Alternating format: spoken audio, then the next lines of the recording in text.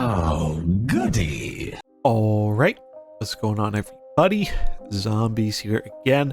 And today we're back with another Marvel Snap video. So in this one, we have some interesting information about a Venom change that was apparently leaked, which was being considered for the last OTA, but ultimately they decided not to go through with it. As well as some other interesting bits of news, particularly about the new cards that are going to be joining us in the month of February, and some variants and albums as well. Starting out with the Venom change. So if you didn't happen to see it, there was a Venom change listed in the patch notes on the Marvel Snap website, but it didn't actually make its way into the game during the OTA. So we had a question about this, asking about if that is going to be a thing that is going to be implemented next patch. And we got a response. Sometimes we prepare more changes for an OTA than we may ultimately publish because it takes time to localize the notes and the QA updates. This allows us to gather the maximum amount of data while remaining flexible on what changes to go live. In this case, the notes for a change we prepared and removed just slipped through onto one of our postings briefly. It isn't currently planned for any future patches or OTAs, though we may consider it again. So yeah, this logic makes sense. Seems they were considering the change to Venom as one of the possible options to nerf Destroy, and instead they decided to nerf Hulkbuster, or Buff, depending on who you ask. But they decided the Hulkbuster was the change they were going to be going with, and there are no plans to make this change to Venom that they initially wrote up. However, if in the future maybe they decide Destroy does need a change, I would not be surprised to see this one be the one they make, purely because they probably already have tested this one out a fair bit and thought it was something worth considering. Ultimately, I think Destroy would be okay through a change like this, but I don't really like what it would do to something like Phoenix Force, so I'm definitely hoping that they don't actually end up going through with this. I don't really think that the Hulkbuster change is going to meaningfully knock Destroy down a peg. However, with some of the cards we have coming up in the month of February, I think that might be enough to kind of shake up the things we are seeing at the top of the metagame. Speaking of the February cards, though, we did get the developer update yesterday, and it had some interesting information that we haven't really been expecting about the cards joining us this month. The first of which is that the Season Pass card Black Swan is now going to be a 3/5 instead of a 2/3 that was initially data mined. This actually seems like a pretty big change, and one that seems to be pretty positive for the card. 3/5 is very, very effective stats for cost, and it also has the benefit of being a good curve out play, especially in something like Thanos, where you play Black Swan on turn 3, enables you to play your 1-cost stones for 0 alongside a powerful 4-drop. And speaking of powerful 4-drops, we have Obsidian, who went from a 4/9 to a 4/10. He also has the Series 5 tag. Now, I'm hoping this is kind of outdated information and it's not right, as this card was originally data mined as a Series 4.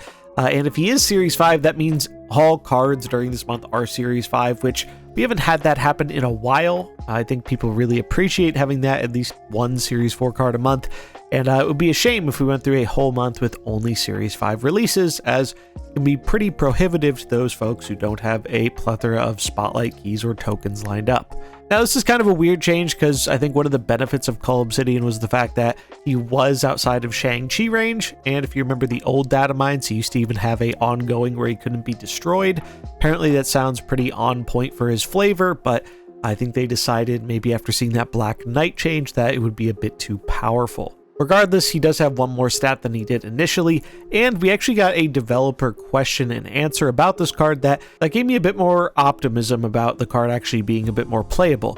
So many people, myself included, thought that Obsidian was going to work like something like Crossbones, where if you didn't already have a 1-drop down in that lane, you would be unable to play the card in that lane that turn. This is a fairly standard interaction with card restricting effects. But we did get a question and answer that confirmed that no, actually, you are able to play a 1-drop and then play Obsidian in that lane in the same turn. This really increases his potential with something like Black Swan, as it enables you to play Black Swan on 3, get a good body for cost, lets you play out a stone to enable playing Obsidian in any lane on turn 4. And I think that's going to be very powerful in something like a Thanos Zoo style deck. Maybe we'll see that be a bit more popular compared to the Lockjaw version, which is the most dominant version of Thanos right now.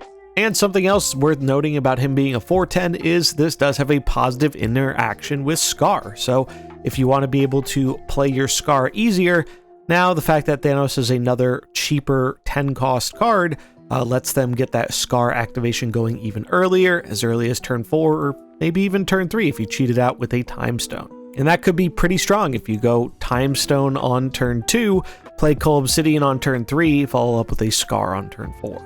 So definitely something worth keeping in mind. Corvus Glaive also got a 1-point power buff. Again, the difference from 3-4 and 3-5 is pretty meaningful, given that 3-5 is kind of the most premium stat line for the majority of 3-drops in the game. Nothing changed about the effect. This card seems like it is going to be a powerhouse in Hela and regular discard, and even more so at this 3-5 stat line than he would have been previously. And then last but not least, we have Proxima Midnight. So Proxima, when this is discarded, jumps to your lowest power location that isn't full.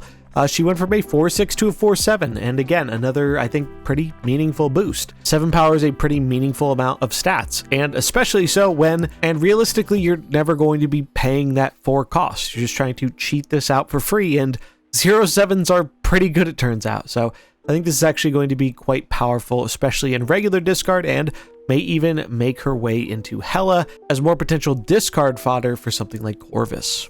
And the February season also kicks off some new albums joining the game. Apparently one of these will be joining a week. And we can see the emotes that are going to be coming alongside them, including Storm, Jean Grey, Wolverine, and Iceman.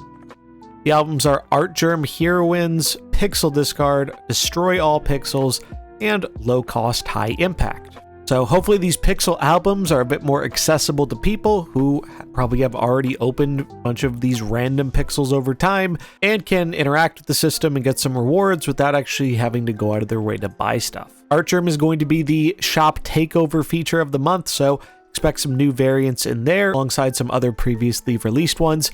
And low cost, high impact, I'm guessing is going to be more Dan Hip stuff featuring low cost cards. We did also get a bit of confirmation here that apparently at least one of these albums is going to be less than 12 variants to get all the rewards. So my guess would be maybe the low cost, high impact one is going to only require 6 or 9 as opposed to 12, as it would kind of fit the theme of not requiring as many in the low cost album. So hopefully these albums feel a bit more accessible to people compared to the ones we saw on release, and people can engage with some fun new content in the emotes, as well as any other rewards on the track. Last topic I wanted to cover here is about the variants that have been making their way into the game, and I guess more specifically, haven't been making their way into the game. You may have noticed that in the last month, pretty much none of the new cards releasing actually had any variants in the shop, and at least according to the data mines, it seems that is going to be the case for this month unless something drastically changes in the patch we are expecting on Tuesday. And this is really kind of disappointing. I mean, there's nothing wrong with the regular art, but I think that a lot of people enjoy collecting variants for cards in this game. It's a big draw of the appeal is the art, and outside of these spotlight variants, there haven't been any options for these new cards, and yet we continue to see them release more and more variants for old cards, many of which players already have one they like for. And I guess from a business perspective, this makes a little bit of sense because, well, the other cards are more likely to be had by more players, gives them more options, but I really hope we see something change here soon, as it's really kind of disappointing not to be able to get cool alternate art for some of your favorite characters as they release. I'm sure it will come with time, but it definitely seems like there is a bit of a disruption to their normal flow of variant releases, at least for new cards, and it's something I noticed last month, and at least currently looks like that is going to persist in February. It's more of a minor thing. I know some people don't really care about the cosmetics, but as someone who does enjoy the cosmetic side, it has been a bit disappointing, as spotlight variants are expensive, and in some cases they aren't even really that good. There have been a lot of spotlights recently that I haven't been a big fan of, including a lot of the ones coming out in February. I really don't feel like a lot of these spotlights are particularly special, but they need to have them for the whole spotlight system to work. So as someone who normally likes getting a variant for most cards, I'm definitely just kind of holding off and figuring that, well, with time, they'll put out more variants for these cards, and it'll be a hell of a lot cheaper than getting spotlight variants. But yeah, that's going to wrap it up for this video. Let me know what you think in the comments below. What do you think about the February season?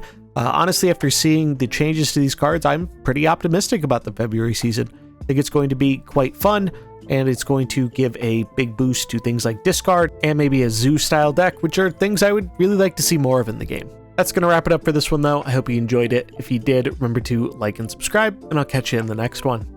Peace.